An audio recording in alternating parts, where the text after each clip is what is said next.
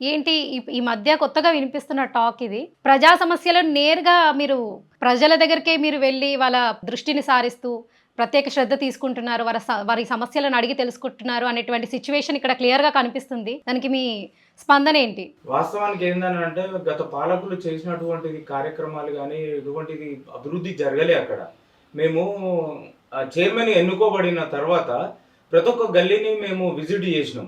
హ్మ్. ఎక్కడ వేసిన డ్రైనేజీ అక్కడనే, ఎక్కడేసిన చెత్త కుప్పాలు, డ్రైనేజ్ వ్యవస్థ, ఎక్కడ వేసిన గొంగడి అక్కడే అన్నట్టుగా పాలకులు ఏం చేసిర్రో ఏమో తెలియదు. హ్మ్. ఇప్పుడు మేము తిరుగుతుంటే ప్రజలు వాళ్ళ సమస్యను చెప్తుంటే మాకు చాలా బాధేస్తుంది.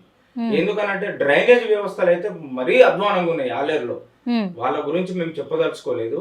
ఇప్పుడు అటువంటి డ్రైనేజ్ వ్యవస్థ గాని, సీసీ రోడ్లు గాని, ఈ కరెంటు పోల్స్, స్ట్రీట్ లైట్స్ ఒక్కొక్క కాలనీలో కంప చెట్లు విపరీతంగా పెరిగి వాళ్ళకు ఇళ్లలోకి వచ్చినటువంటి సందర్భాలున్నాయి.